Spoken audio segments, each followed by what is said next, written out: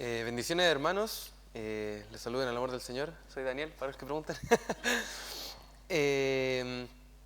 Espero que estén todos muy bien, que el Señor los esté bendiciendo y vamos a proceder a leer enseguida los versículos que tocan el día de hoy, que se encuentran en Efesios 6, del 10 al 12. Dice así: por lo demás, hermanos míos, fortaleceos en el Señor y en el poder de su fuerza. Vestíos de toda la armadura de Dios, para que podáis estar firmes contra las acechanzas del diablo. Porque no tenemos lucha contra sangre y carne, sino contra principados, contra potestades, contra los gobernadores de las tinieblas de este siglo, contra huestes espirituales de maldad en las regiones celestes. ¿Qué les parece si oramos?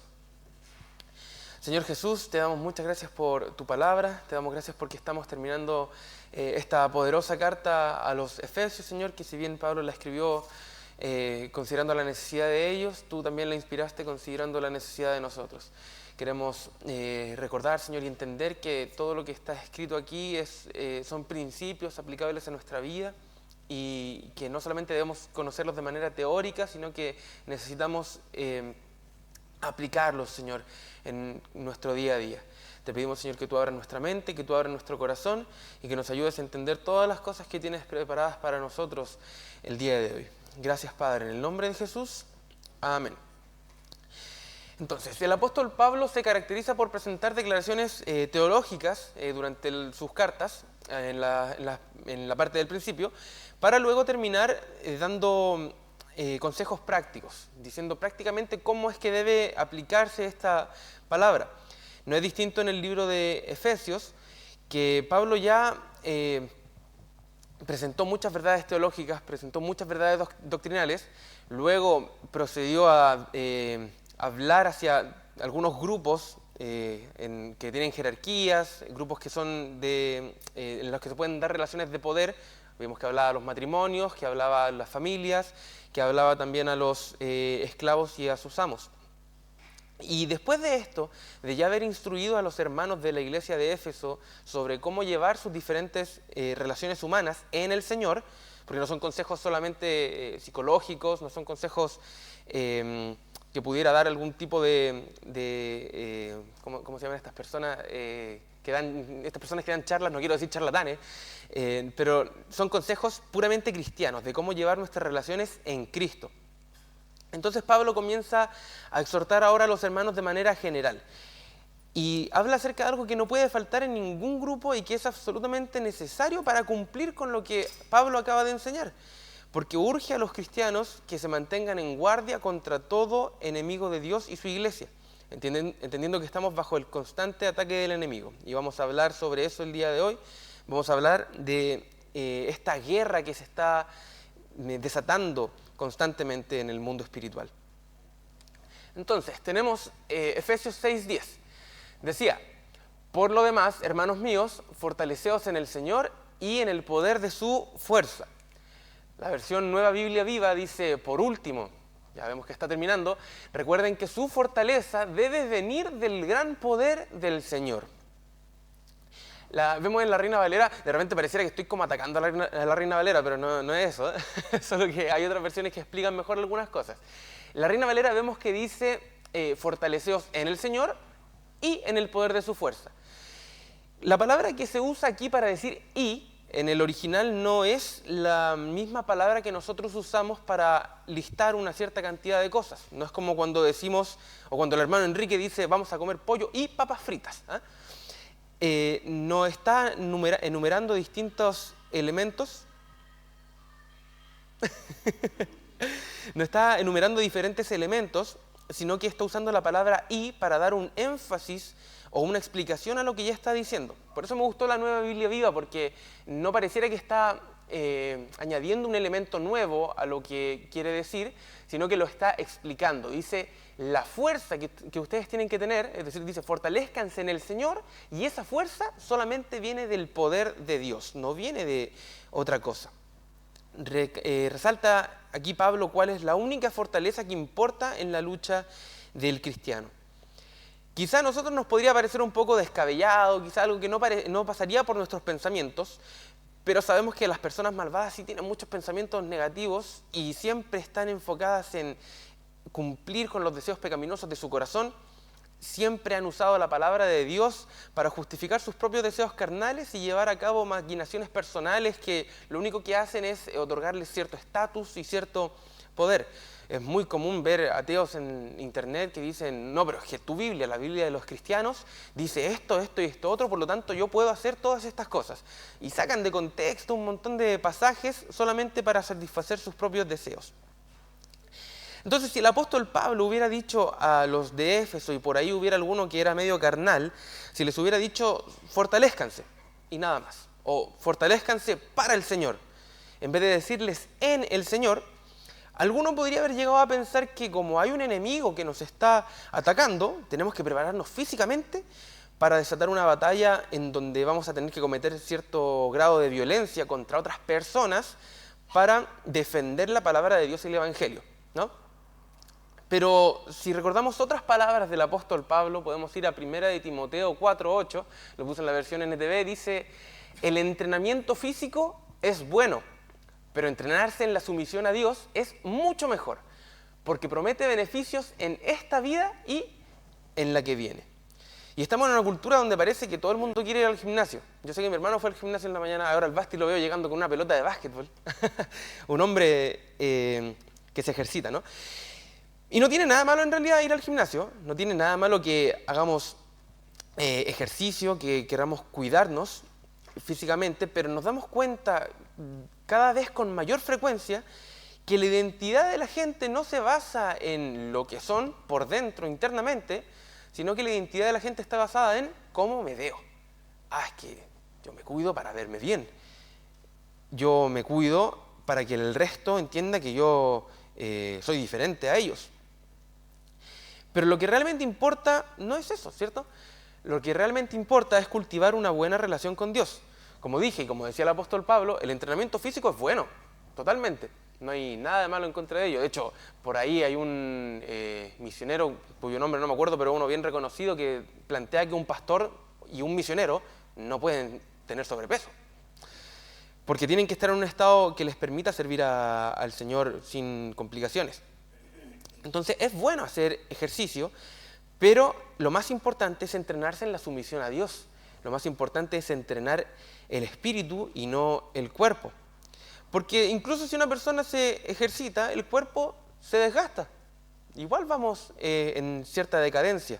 Dicen por ahí que después de los 30, 33 años el cuerpo empieza a empeorar su estado sin retroceso. Y sí, también es verdad que uno puede ver por ahí en la tele o en internet ancianos de 90 años que igual tienen una condición física súper buena, que van al gimnasio, que levantan pesas, que hacen muchas cosas, pero igual van a morir. No importa que se mantengan jóvenes, que se mantengan fuertes, igual van a morir en algún momento. Y si una persona se preocupa solamente de tener un buen estado físico y no de tener un buen estado espiritual, va a morir. Y todo el ejercicio que hizo en la tierra no le va a ser de ningún provecho, porque eso no se lo va a llevar al cielo. Y de hecho probablemente no se vaya al cielo si no se preocupa de entrenar el espíritu. Irá al infierno y se perderá para siempre. Lo que conseguimos aquí en la tierra, lo dejamos en la tierra. Entonces, es evidente que el Señor quiere que nos fortalezcamos en Él, no físicamente, que como dije, es bueno, pero no es la prioridad, sino que el Señor quiere que nos fortalezcamos en Él espiritualmente. ¿Y cuál es la única fuente para fortalecer nuestro espíritu?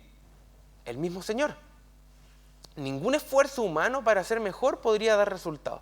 De hecho, a veces cuando intentamos hacer las cosas por nuestros medios, todo sale peor. Como dice el dicho popular, el camino al infierno está lleno de buenas intenciones. A veces queremos ayudar a Dios y la verdad es que no sirve de nada. Tenemos que obedecer a Dios, no intentar ayudarlo con nuestras propias ideas, nuestros pensamientos. Pero, ¿cómo adquirimos esta fortaleza? Sabemos de dónde conseguirla, sabemos que la fortaleza espiritual viene del Señor. Pero, ¿cómo la adquirimos? ¿La podemos comprar? ¿Llega a algún estado de meditación, de ir a las montañas en la que podemos conseguir esta fortaleza espiritual? Ciertamente no. Hay un evangelista famoso que se llama D.L. Moody, Dwight Moody, que tiene un testimonio muy revelador en este aspecto. Uno suele pensar cuando habla del testimonio de un cristiano, es, el testimonio de cuando se convirtió. No, en este caso no es el testimonio de cuando se convirtió. Este predicador llevaba mucho tiempo ya siendo cristiano, llevaba mucho tiempo siendo predicador y siendo un predicador exitoso. De hecho, el mismo presidente Abraham Lincoln quiso ir a su iglesia a escuchar uno de sus sermones. Pero llega un día en el que una de las hermanas que se congregaba en la iglesia de Moody, que se acercan a él y le dicen, Moody, estamos orando por usted. Y a Dwight le parece un poco raro porque dice, ¿cómo están orando por mí? Y de hecho, bueno, con esto que las hermanas le dicen, implican que veían necesidad de orar por él, ¿no? Y por su vida y por su ministerio. Entonces el predicador, un poco incómodo y con cierto aire altanero, le responde, ¿y por qué no mejor oran por los oyentes? ¿Por qué oran por mí en vez de escuchar por las personas que están escuchando el mensaje que yo comparto? A lo mejor sería más provechoso porque ellos son los que necesitan recibir, no yo. Yo les estoy entregando. Soy mejor que ellos. La respuesta de las mujeres fue, porque usted necesita el poder del Espíritu Santo. Eso consternó al predicador. Como si ya era cristiano de hace mucho tiempo, si ya era un predicador, ya era exitoso, el mismo presidente quería ir a verlo predicar, ¿cómo iba a necesitar el Espíritu Santo? Obviamente ya lo tenía, ¿no? Y sí, lo tenía porque cuando aceptamos a Jesús en nuestro corazón, estamos recibiendo el Espíritu Santo, pero eso no es sinónimo de recibir el poder del Espíritu. Entonces, pasa el tiempo y el predicador sigue viendo a estas mujeres que se sientan en las primeras filas de la iglesia mientras él predica y las ve en una actitud de oración, las ve muy entregadas a la oración. Eso, incluso mientras predicaba, lo hacía sentir irritado, porque decía, ¿cómo? Si yo les dije, yo no necesito oración, ¿por qué están orando por mí? Pero eso fue solo en un comienzo, porque después, poco a poco, su corazón comenzó a ceder. Y se dio cuenta de que sí necesitaba el poder del Espíritu Santo. Y empezó a pedirle, empezó a desear ser investido de poder. Reunió un grupo de oración con el que oraban y él con gemidos y con llanto delante del Señor le decía, Señor, quiero recibir el poder del Espíritu Santo. Y un día, no en la iglesia, no en una reunión de oración, sino en su habitación en un hotel, orando en Nueva York, el Señor hace que él tenga un encuentro con el Espíritu Santo. El mismo predicador expresa, y esto lo pueden encontrar en su biografía si la buscan, expresa que no es capaz de describir la experiencia y la asemeja a la experiencia que tuvo Pablo cuando menciona haber estado en el cielo. En un primer momento el evangelista mostró un corazón duro, pero cuando se reconoció débil fue que Dios lo llenó de poder. Así como el apóstol Pablo fue fortalecido por Dios en la debilidad. Podemos leer en 2 Corintios 12, 7 y 10 que dice, y para que la grandeza de las revelaciones no me exaltase desmedidamente, ahí precisamente está hablando acerca de cuando fue llevado al cielo, me fue dado un aguijón en mi carne, un mensajero de Satanás que me abofetee, o sea, que me pegue unas cachetadas, para que no me enaltezca sobremanera. Por lo cual, por amor a Cristo, me gozo en las debilidades, en afrentas, en necesidades, en persecuciones, en angustias, porque cuando soy débil, entonces soy fuerte. Totalmente contrario a lo que pensaría el mundo. El fuerte es el que conquista, el fuerte es el que golpea, el que nadie lo derriba. No, aquí el derribado, el que golpean, el que maltratan, ese es el fuerte porque se hace fuerte el Señor en él. Y esta es casi la única parte que nos toca a nosotros como seres humanos limitados respecto de ser fortalecidos. Tenemos que reconocer que nuestra fortaleza no nos alcanza, que no es suficiente para nada, pero no tenemos que quedarnos hasta ahí. No basta con arrodillarse y decir, Dios, soy un gusano, soy una basura, listo, lleno del poder del Espíritu Santo. No es tan sencillo, ¿no? ¿En qué se vio entonces el poder de Dios que le otorgó a Moody cuando se humilló? El predicador dijo, no cambió nada en mis sermones. No es que haya recibido el poder y entonces se me fueron reveladas nuevas verdades, verdades ocultas que están en la palabra. No es que haya cambiado la forma en la que predicaba, que fuera más dinámico, que fuera más alegre. Siguió exactamente igual, pero sabiendo que ahora sus sermones eran acompañados del poder del Espíritu Santo. ¿Y qué pasó? Se empezaron a convertir muchos que antes no se convertían. Cuenta que había en la ciudad, algo que a lo mejor suena hasta chistoso, había clubes de ateos que se juntaban solamente para compartir acerca de su no fe. Se juntaban para hablar mal de la Biblia, para hablar mal de los cristianos, se juntaban a fin de hacer burla de Jesús. Y en este espíritu burlesco, unos 2000 ateos más o menos deciden ir a la iglesia solamente para escuchar los sermones del predicador y burlarse y cuestionarlos. No van buscando recibir algo, pero no fueron por casualidad. Fueron movidos por el Espíritu Santo, aunque ellos no creían en Dios, aunque ellos no querían creer, fueron movidos por el Espíritu Santo, fueron tocados por el Espíritu mientras estaban en la iglesia, se humillaron y rindieron su vida a Jesús. Los testigos de Jehová piensan que el Espíritu Santo no es más que una fuerza, como en Star Wars, algo así. Piensan que es un poder. Pero el Espíritu Santo es la tercera persona de la Trinidad. Es Dios mismo habitando en nuestros corazones. Nos otorga el poder que necesitamos no solo para llevar una vida santa, que podríamos llevar una vida santa en un monasterio, en una montaña y no molestamos a nadie. No es lo que Dios quiere. Nos capacita el Espíritu Santo para ir a las personas. Y en eso está escrito Hechos 1:8, a lo mejor usted se lo sabe de memoria. Pero recibiréis poder cuando haya venido sobre vosotros el Espíritu Santo. Y me seréis testigos en Jerusalén, en toda Judea, en Samaria y hasta lo último de la tierra. Uy, se me movió. Hay corrientes que afirman que que los dones del Espíritu Santo ya no existen. Hay gente cristiana que va a una iglesia pentecostal y escuchan a alguien hablando en lenguas o ven a alguien ser sanado y dicen, no, eso es falso.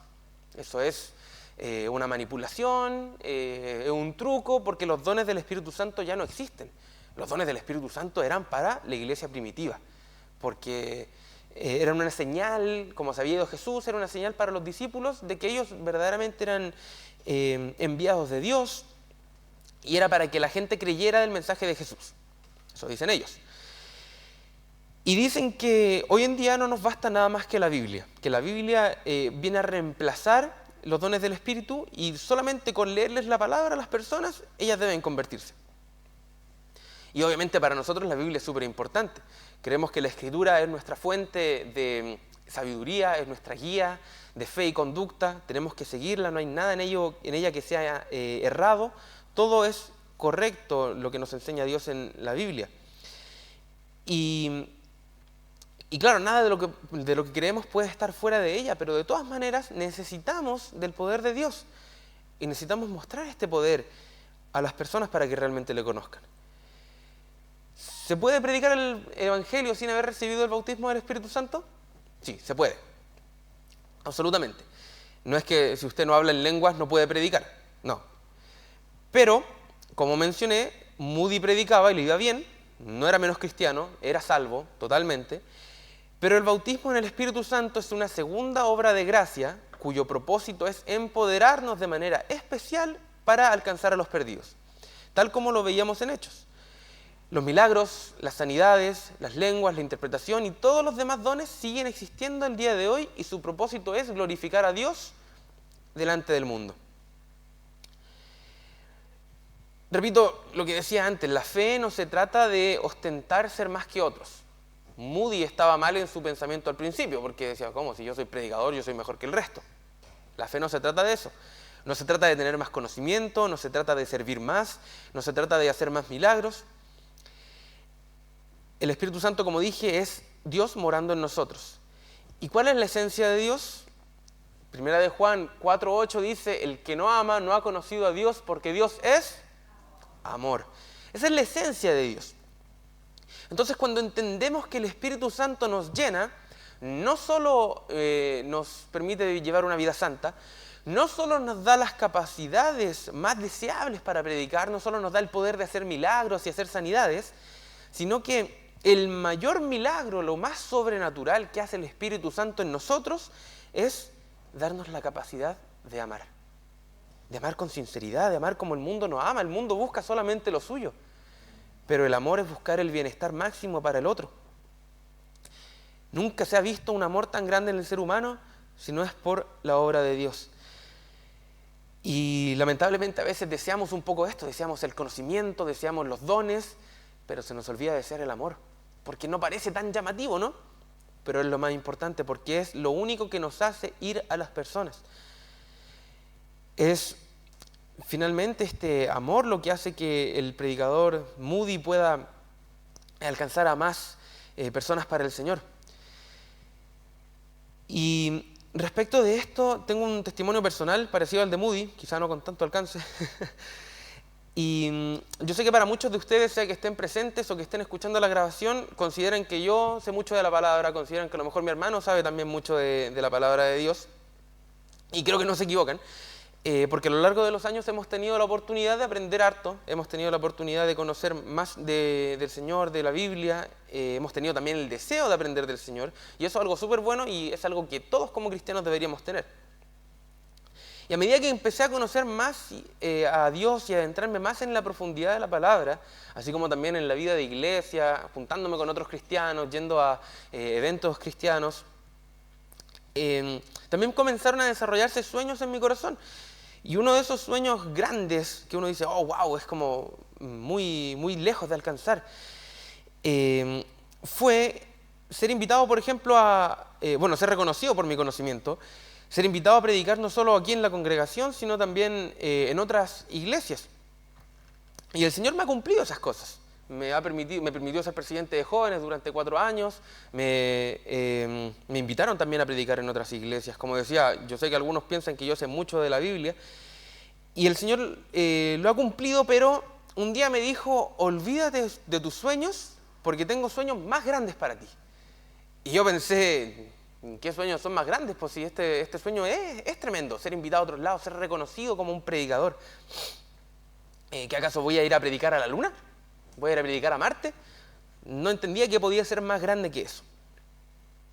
Hasta que oí la predicación de un amigo de la iglesia de Los Carreras, él se llama Andrés Peirano, es pastor también, y cambió mi perspectiva. Hizo un sermón, hizo un llamado, y en ese llamado, entre lágrimas, le dije al Señor, Señor, perdóname porque me equivoqué. No quiero ser conocido por cuánto sé, por cuánto conozco acerca de ti.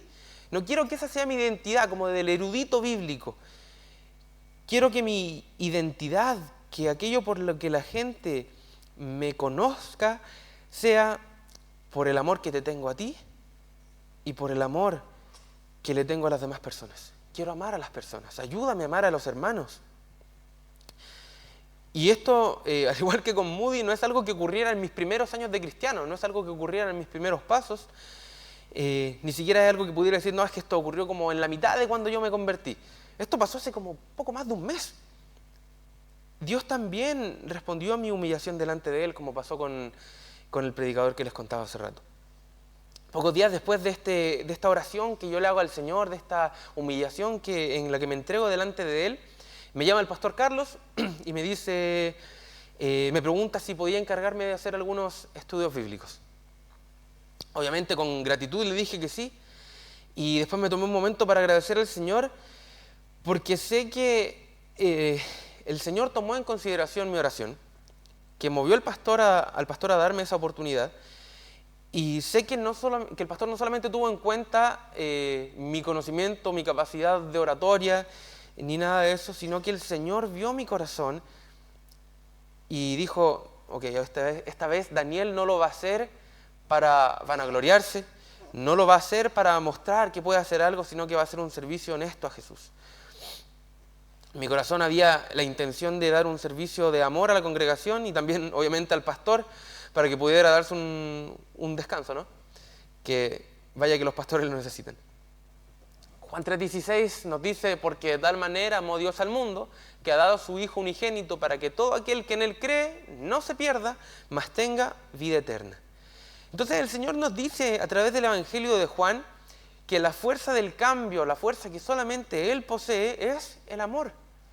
Dios se envía a sí mismo, envía al Hijo a morir por nosotros por amor, no porque lo mereciéramos. No es como ese amor que decimos, no, es que yo amo a la persona porque es amable. De ahí viene la palabra amable. Es que es buena onda, me trata bien, hace cosas buenas, por eso yo lo amo. No, el Señor tiene un amor puro, un amor tan sincero que dice, ustedes no han hecho nada por mí, al contrario, me han despreciado, me han hecho daño, me ponen triste en mi corazón, pero yo los amo. Y entrego todo por ustedes para que puedan acercarse a mí. Conectarse con Dios es recibir un poder sobrenatural, pero el poder más sobrenatural es el de amar. Y el amor por las personas es lo que nos da el deseo de predicar y llevar el Evangelio.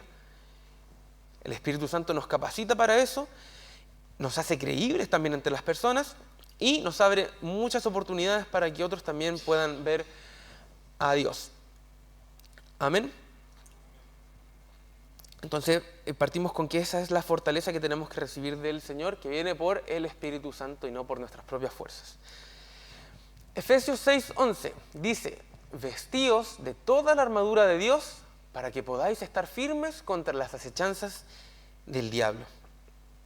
La versión Palabra de Dios para Todos, PDT, dice, protéjanse contra los engaños del diablo con toda la armadura que les da Dios. Permiso, voy a tomar agua. No vamos a ahondar el día de hoy en cuál es la armadura de Dios, porque eso lo van a ver las semanas próximas. Pero sí hagamos un pequeño énfasis en una cosa. Dice, vestidos con toda la armadura de Dios. Romanos 13:12 menciona, la noche está avanzada y se acerca el día. Desechemos pues las obras de las tinieblas y vistámonos, no sé si me falta una palabra, vistámonos las armas de la luz. Está bien redactado. Vistámonos las armas de la luz. Lo natural cuando queremos usar una prenda de ropa es que primero nos saquemos el resto. Con algunas prendas. Sí, hay prendas que nos podemos poner sobre otras. Por ejemplo, yo siempre que uso camisa, uso una camiseta debajo para no transpirarme entero. Pero pensemos en una batalla y en un día de calor. No podemos ir sobrecargados. No puedo ir a una batalla es que voy a ponerme el suéter que me regaló mi abuelita y encima me voy a poner una coraza. No, porque vamos a perder al tiro esa batalla, vamos a estar todos transpirados, vamos a tener cero movilidad y no vamos a servir para nada. Es absolutamente necesario quitarse toda obra de las tinieblas y vestirse de las armas de la luz. Toda la obra de las tinieblas tiene que salir y toda la armadura de Dios tiene que entrar en nosotros. Debo desechar una para poder utilizar la otra porque no son compatibles entre sí. No me sirve ponerme solamente una parte para mantener la otra parte de lo antiguo porque tampoco es útil. No es útil que, lo mismo en la guerra, ya, entonces no me voy a poner ¿cómo se llama? El suéter que me regaló mi abuelita para poder ponerme la coraza. Acabo de sacar el Word. No me voy a sacar el suéter que me dio mi abuelita para poder ponerme la coraza, pero sí me voy a poner las calcetas de lana porque esas sí que son mis favoritas. No, porque tienes que ponerte también un calzado apropiado para la guerra. No podemos quedarnos con una parte de la armadura o de las obras de las tinieblas que da el diablo y con otra parte de la armadura de Dios. Es una o la otra. Y obviamente tenemos que escoger la armadura de Dios. No vamos a decir, ya, entonces como hay que escoger una u otra, me quedo con las tinieblas. No. Debemos sacar todo lo malo y ponernos todo lo bueno. Habiendo hablado de eso, de la armadura de Dios, sin adelantarnos más en lo que van a hablar los próximos estudios, veamos lo anterior que decía. Dice, protéjanse contra los engaños del diablo, o las acechanzas del diablo, las artimañas del enemigo. Primera de Timoteo 3:7 dice, también es necesario que tenga buen testimonio de los de afuera, para que no caiga en descrédito y en el lazo del diablo. Aquí Pablo le está hablando a Timoteo, que es un joven pastor, precisamente en Éfeso, y le habla acerca de las características que tienen que tener los diáconos y los pastores. no es solamente, como veíamos también en otros estudios, de los diáconos y los pastores. En realidad son características que tendrían que tener todos los cristianos, porque todos los cristianos prestamos un servicio al Señor y todos los cristianos tenemos que ser intachables. Entonces dice que es necesario que el cristiano tenga también un buen testimonio, no solo en la iglesia, porque en la iglesia es más fácil, sino que tenga un buen testimonio con las personas de afuera.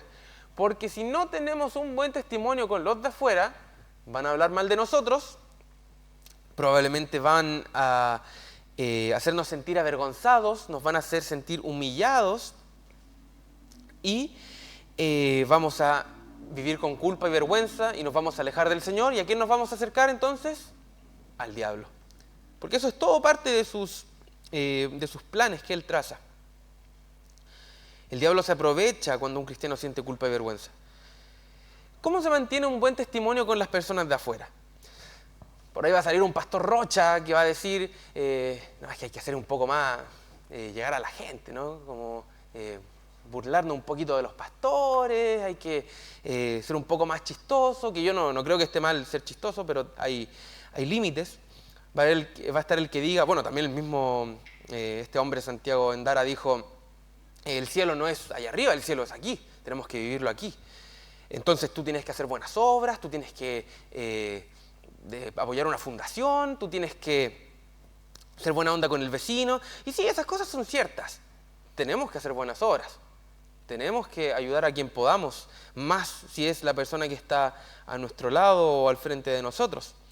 Pero eso, la obra social no es el foco principal del Evangelio. Sabemos que las obras que hace un cristiano no las hacemos por obligación. Las obras las hacemos porque la fe nos mueve a obrar. Entonces no tenemos que enfocarnos en hacer mucho, ni tampoco en qué tan bien hacemos las cosas, sino que tenemos que enfocarnos en el amor, como ya decía antes, en cuánto y cómo estamos amando. Jesús mismo dice en Juan 13:35, en esto conocerán todos que sois mis discípulos, si tuvierais amor los unos con los otros. Entonces, el versículo de arriba decía que tenemos que mantener un buen testimonio con los de afuera. ¿Y cómo mantenemos un buen testimonio con los de afuera? Amándonos entre nosotros como cristianos. Que la gente se dé cuenta, siquiera exagere afuera y abrace a su hermano y despídase y que el Señor te bendiga, para que la gente de afuera se dé cuenta. Para que se den cuenta cuánto nos amamos. Pero tiene que ser sincero, ¿no? Es fundamental esto entre hijos de la luz. ¿Por qué creen ustedes que Pablo dedicó tantos versículos, lo que veíamos las semanas anteriores, a hablar acerca del sometimiento de los unos a los otros? Ya lo revisábamos. Es porque Pablo necesitaba dar a entender a los cristianos de Éfeso que tenían que amarse los unos a los otros. Porque de eso se trataba el sometimiento, ¿no? No era de que uno le pone el pie encima al otro, sino de que yo me entrego por ti y tú te entregas por mí. O sea, hay un amor mutuo entre los de la iglesia. Y creo que, aquí no sé si algún teólogo me respaldará, pero yo creo que la división en la iglesia es una de las principales artimañas y acechanzas del enemigo en contra nuestra. Cuando el diablo mete la cola, como dicen popularmente, entre nosotros como cristianos y nos hace dividirnos, nos hace odiarnos, da un mal testimonio al mundo y no permite que las personas se acerquen a Cristo. Nos deja a nosotros mismos llenos de herida, de culpa y vergüenza, y nosotros también nos alejamos. La división interna que el enemigo puede hacer contra alguien es una de las peores y es una de las más difíciles de reparar. Y eso también se puede ver en la guerra. Esta es una primera forma de engaño que haría el diablo, y tiene que ver con las relaciones interpersonales. Apela directamente a nuestra humanidad, a nuestros sentimientos, a nuestra mente. Porque es fácil que nos sintamos ofendidos, es súper fácil que nos taimemos, que nos piquemos. Y que por esas cosas tan chicas, pero igual importantes, se genere división y demos mal testimonio. Pero otra forma que tiene el diablo para engañar a los cristianos y dividir a la iglesia, otra acechanza que hace, es por medio de la confusión en la esfera puramente espiritual. A veces el diablo impulsa a creyentes poco firmes a creer y enseñar doctrinas que son heréticas, que son herejías. Y ahí incluso llegan a crearse nuevas iglesias. No me malentiendan, no estoy en contra de que existan otras iglesias ni otras denominaciones. No es que la Asamblea de Dios sea la única que se va al cielo. Aunque a lo mejor sí, no, mentira. No es la única que se va al cielo. Hay otras iglesias y son igual de cristianos que nosotros, aunque crean algunas cosas diferentes. Pero, por ejemplo, el mundo católico tiende a atacarnos mucho a los protestantes diciendo, no, es que la Iglesia Católica fue fundada por Jesucristo, es la única iglesia fundada por Jesús y hasta el día de hoy la Iglesia Católica es una sola. La Iglesia Católica no está dividida, somos una y somos la iglesia verdadera. Mientras tanto, el protestantismo fue fundado por Martín Lutero muchos siglos después. Y hasta el día de hoy los protestantes no se ponen de acuerdo en qué creen, porque crean muchas iglesias y los pastores se designan pastores a sí mismos, se inventan un llamado, interpretan la Biblia como quieren y causan división. Eso dicen los católicos. Cuando dicen esas cosas sobre nosotros están súper lejos de la realidad. Nosotros sabemos que estamos caminando en la verdad, en Jesús. Esto obviamente no es algo que se pueda decir con certeza acerca de todas las iglesias evangélicas, obviamente. Sin embargo, sabemos que algunos sí lo hacen. Algunos, como por ejemplo, aquí hay otro personaje chileno que se autodenomina pastor, que es el pastor Soto. Que él sale, bueno, no lo he visto hace harto tiempo en realidad, pero durante mucho tiempo salió a hablar en nombre de las iglesias evangélicas de Chile, a hablar en nombre de Dios, como si él fuera un enviado. Y en realidad, cuando empezó a pasar todo esto, aparecieron cientos de congregaciones, cientos de denominaciones aquí en Chile que dijeron, este hombre no es pastor, jamás le hemos dado ninguna credencial, nadie lo conoce. La preocupación que tiene el católico entonces de estos falsos pastores, estos que se autodenominan pastor, que se inventan un ministerio y un llamado de Dios, es entendible, es completamente entendible. A nosotros también nos tiene que preocupar. Es un peligro latente cuando alguien surge pretendiendo ser vocero de Dios o dice que tiene una nueva revelación, que tiene una nueva inspiración, que hace nuevas escrituras. Obviamente es preocupante y es sumamente tóxico para nosotros. Siempre que alguien se levanta con estas revelaciones que no tienen nada que ver con la doctrina apostólica, que no tienen nada que ver con la historia de la iglesia, tenemos que estar muy alerta. Porque el enemigo usa la soberbia para que algunos crean que han descubierto algo que nadie más vio en 2000 años. Y se apartan del fundamento apostólico.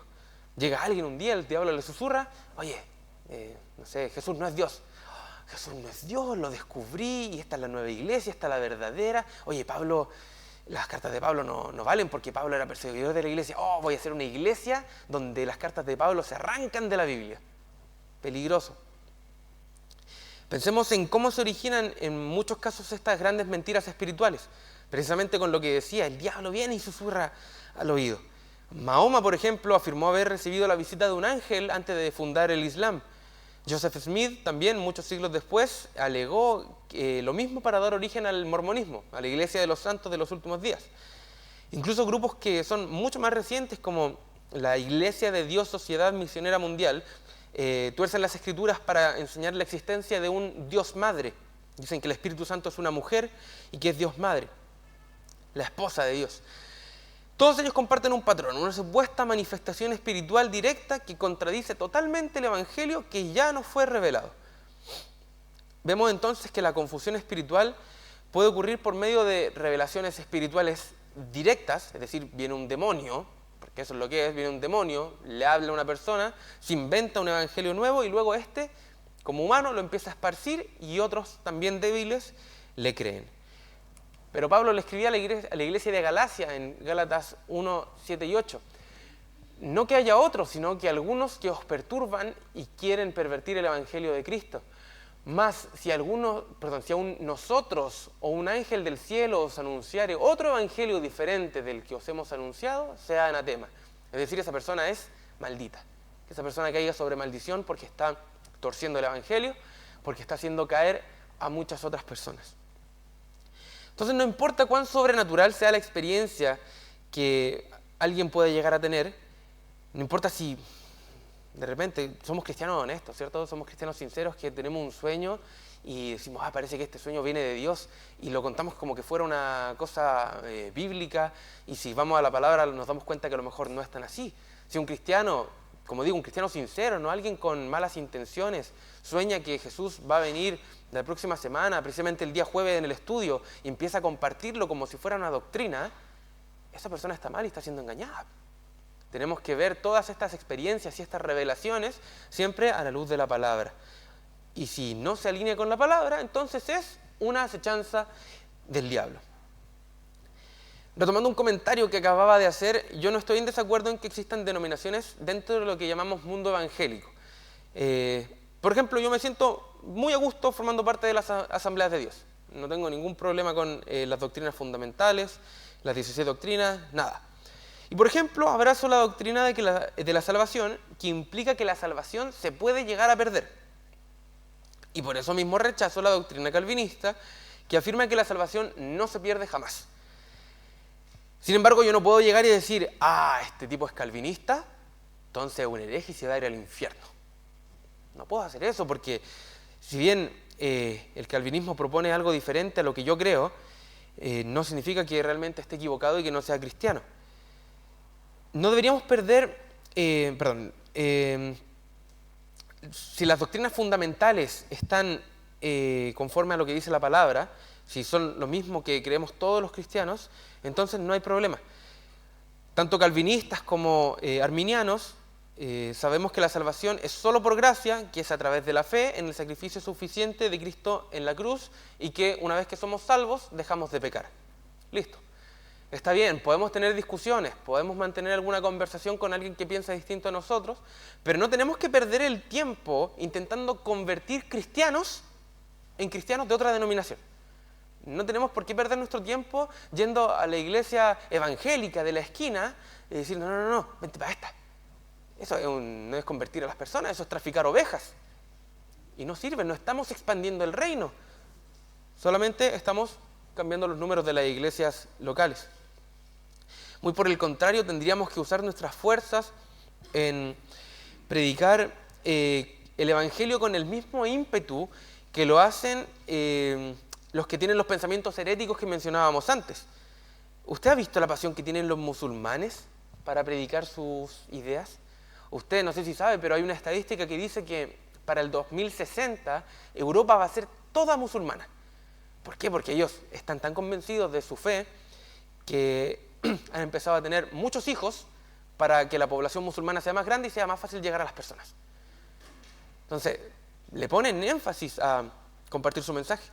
¿O ha visto la dedicación de los mormones? Mormones entre comillas, porque a ellos no les gusta que se llamen así y realmente tendríamos que respetar un poco eso, si queremos hablar con ellos. Ellos salen, conversan, van a jugar básquetbol contigo, juegan, hacen skate, hacen lo que sea para encontrarse contigo y poder hablar. Te van a tu casa, te invitan a la suya. Tienen mucha pasión. No podemos dejar que el diablo cause división entre nosotros al ponernos a atacar a otros cristianos para que se conviertan en cristianos de nuevo, sino que debemos estar firmes en la verdad y atacar a aquellos que están completamente equivocados. Si alguien dice, Jesús no es Dios, ya, listo, esa, para afuera. Hay que señalar el error. Si dicen la Trinidad no existe, para afuera. Hay que mostrar el error. Pero si son cosas más pequeñas que realmente no influyen en la salvación, no perdamos el tiempo discutiendo. No demos mal testimonio. Y la verdad podríamos estar hablando toda la tarde acerca de cómo el diablo usa distintas ideologías para inmiscuirse en la iglesia y esas cosas, pero debemos avanzar. Y son tantas las artimañas del enemigo que de verdad que podríamos estar toda la tarde. Efesios 6:12 dice, porque no tenemos lucha contra sangre y carne, sino contra principados, contra potestades, contra los gobernadores de las tinieblas de este siglo, contra huestes espirituales de maldad en las regiones celestes. La versión Nueva Biblia Viva, la usé de nuevo porque me gustó bastante, dice, porque nuestra lucha no es contra seres humanos, sino contra los poderes, las autoridades y los gobernantes de este mundo en las tinieblas. O sea, que luchamos contra los espíritus malignos que actúan en el cielo. Sé que ya lo hablé bastante hoy y creo que ya quedó bastante claro, pero digámoslo de manera directa, tal como lo expresa Pablo. Nuestra lucha no es contra las personas. Nuestra lucha no es contra seres humanos, es contra espíritus. Te mencionaba antes que el fortalecimiento en el Señor no tiene que ver con el ejercicio físico, que no tiene que ver con adquirir alguna suerte de preparación militar. Pero observemos la historia de la humanidad y vemos cómo grupos religiosos han tomado el nombre de Dios en vano para hacer matanzas, para hacer guerras que no tienen ningún sentido y que Dios jamás envió. Vemos, por ejemplo, las cruzadas. Vemos cómo toman el nombre de Dios para matar gente. Vemos incluso cómo hay grupos que han dicho que los musulmanes, por ejemplo, fueron creados por Dios para llenar el infierno. Esas personas no aman, evidentemente, solo están buscando excusas para hacer daño, para ser violentos. Ese tipo de acciones solamente destruye vidas y levantan de nuevo una barrera de mal testimonio que aleja a otros de la iglesia, porque usted también, si conversa con algún ateo, va a decir: ah, sí, pues súper pacífico el cristianismo, si en nombre de Dios mataron personas. Eso siempre estuvo mal. El error de esos grupos fue olvidar, o ignorar en realidad, que el enemigo nunca fue de carne y hueso. Nuestro enemigo no es humano. Y esto me recuerda al testimonio del pastor Richard Wurmbrand, que es autor del libro Torturado por amor a Cristo. Creo que está en la biblioteca, si usted lo puede pedir prestado y leerlo, se lo recomiendo. Este fue un pastor torturado en el régimen comunista en Rumania durante 14 años.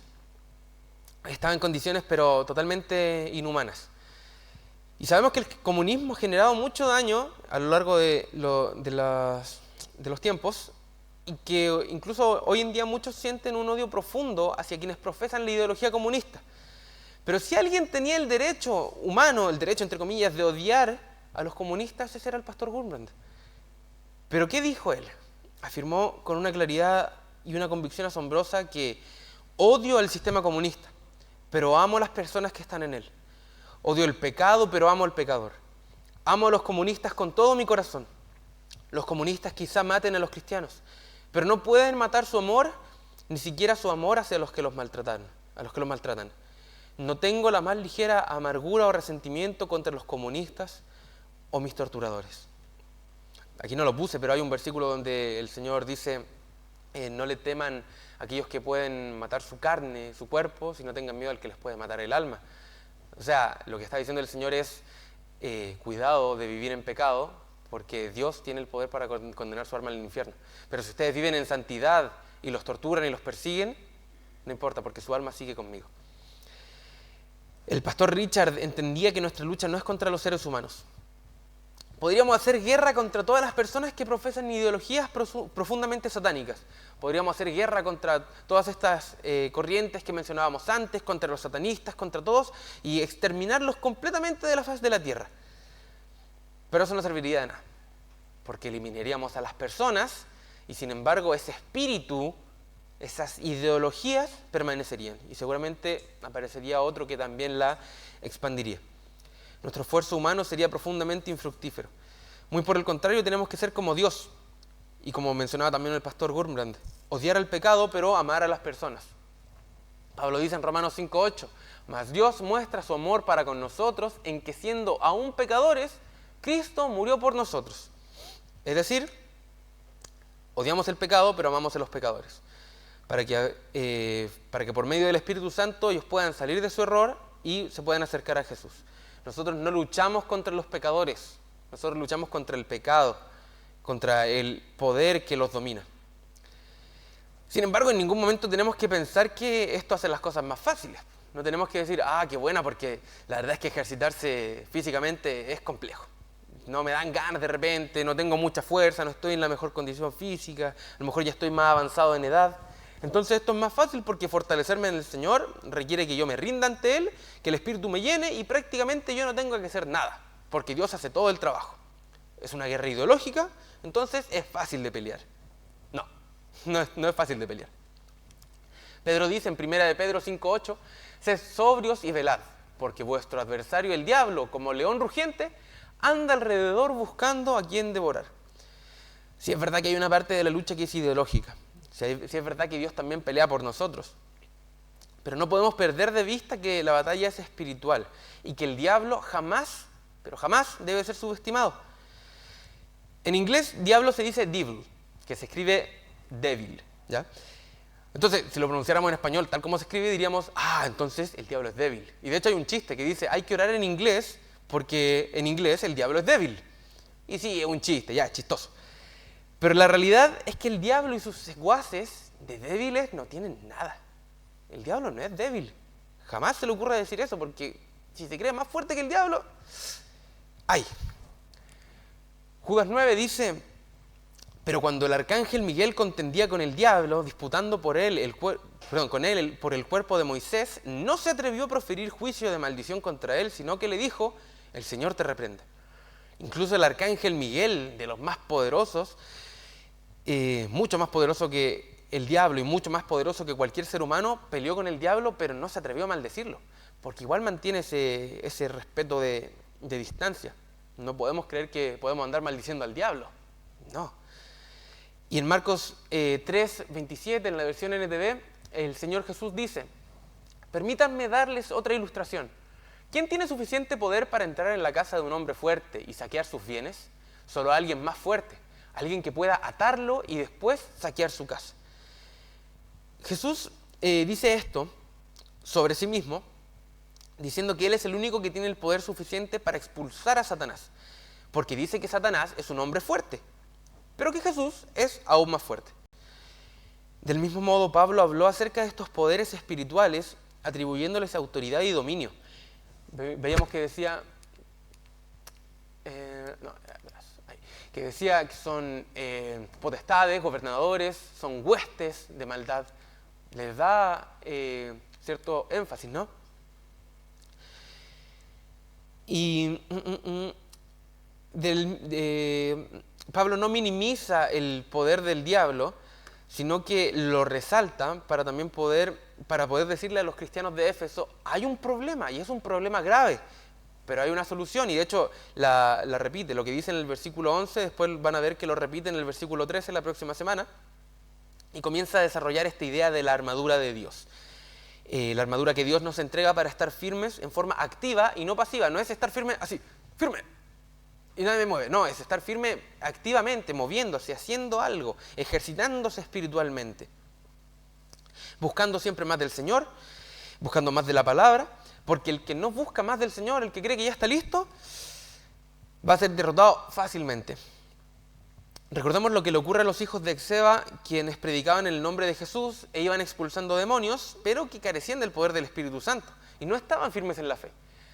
Dice en Hechos 19:16, y el hombre en quien estaba el espíritu malo, un demonio, saltando sobre ellos y dominándolos, pudo más que ellos, de tal manera que huyeron de aquella casa desnudos y heridos. O sea, se tiró y les sacó la mugre. Ahora, sobre las palabras que Pablo emplea para referirse a estos poderes, y aquí ya voy terminando, algunos plantean que lo que el apóstol quiere decir es que hay un orden jerárquico, que son cosas bien enredadas que no creo que valga mucho la pena hablar. No creo que tenga mucho sentido profundizar tanto en demonología. Y otros piensan, y yo me adscribo a esto, que en realidad lo que Pablo quiere decir es, lo que quiere hacer es dar una descripción del mundo espiritual. Habla sobre principados, aquellos que tienen dominio e influyen en la cultura. Recordemos que estamos hablando de demonios. Estos demonios son aquellos que tienen dominio e influyen sobre la cultura. Lo que decíamos respecto de las ideologías, que incluso empiezan a entrar en la iglesia, que se empiezan a ser tan naturales en el mundo que como iglesia decimos, pero es que parece que Jesús era feminista. Esas ideologías son de demonios y se empiezan a meter en la iglesia. Después dice potestades, aquellos que tienen autoridad y libertad para actuar allí donde el hombre rechaza el gobierno de Dios. Recordemos que Dios, cuando Jesús muere en la cruz, lo que hace es comprar nuestra libertad y nos hace libres para decidir de quién vamos a ser esclavos ahora. Jamás piense que Dios lo hizo libre para usted hacer lo que quisiera. Usted, como ser humano, no puede ser libre. Dios lo hizo libre para decidir de quién va a ser esclavo. ¿Va a ser esclavo de Dios o ahora va a ser voluntariamente esclavo del diablo? Cualquiera que crea que puede ser libre en Dios, se está haciendo voluntariamente esclavo de Satanás. Gobernadores de las tinieblas. Aquel que ejerce, pongo aquel porque la palabra que se utiliza en el griego es cosmocrator, que quiere decir como el que tiene poder sobre el mundo. Y el que tiene el poder sobre el mundo, el que ejerce como gobernador del mundo, es literalmente Satanás el diablo, quien tentó a Jesús incluso con entregarle la tierra. porque el diablo es básicamente dueño de la tierra. Siempre obviamente bajo la mano de Dios, no va a hacer nada que Dios no permita que él haga. Y sabemos que la tierra está totalmente corrompida en este momento, pero que un día va a ser destruida, que Dios va a hacer una tierra nueva y que no va a sufrir el mismo destino. Una tierra que será gobernada exclusivamente por Dios, pero no nos tiene que sorprender que hoy en día gobierne la maldad. No nos tiene que ser una sorpresa para nosotros ver las noticias y decir, oh, que está malo el mundo. No, porque ya sabemos quién gobierna. Ya ni siquiera gobierna desde lo oculto como era antiguamente, donde hablaban tanto de los Illuminatis y de los masones, como que gobernaban desde los secretos. Ahora vemos que gobiernan públicamente estos poderes satánicos, que gobierna públicamente el diablo. Y por último habla de espíritus malignos. Aquí acuérdense de los espíritus malignos, porque la palabra para espíritus o poderes espirituales en griego es neumáticos. Así que cuando vea el auto, reprenda los poderes espirituales. Los espíritus malignos son aquellos que alimentan los malos deseos del corazón con la depravación que viene de lo puramente demoníaco. El corazón humano tiende a la maldad, ¿cierto? Tendemos a lo malo, pero llegan estos demonios, llegan estos poderes espirituales y exacerban la maldad del corazón humano para llegar a hacer cosas que son realmente abominables, que son realmente despreciables, son cosas que si nosotros vemos, incluso los ateos desprecian. ¿O acaso usted cree que, no sé, lo que pasó con Jeffrey Epstein, todo lo que está saliendo a la luz, o el hambre de poder y la sed de guerra que vemos hoy nacen solo del corazón humano? En parte nace del humano, pero es el diablo el que empieza a motivar estos deseos y hacerlos más grandes. Es evidente que es el diablo el que lleva a las personas a estas depravaciones tan grandes que hasta el mundo le parecen indignantes. Estas personas no solo rechazan a Dios, de manera inconsciente, a lo mejor, no es que de manera inconsciente empiezan a aceptar al diablo, sino que conscientemente estas personas obedecen al diablo. Les confieso que me resultó bastante complejo hacer el estudio del día de hoy, porque Pablo habla muchas cosas, habla cosas que son bien complicadas, y es bastante reducido el espacio en lo que lo habla. También es como difícil hablar de una cosa sin pasarse a otra. Y reconozco que he repetido ideas varias veces, pero creo que también es lo que estaba en el corazón del Señor cuando le inspiró a Pablo estos pasajes. Que fuera tajante e insistente recordándonos 4 cosas.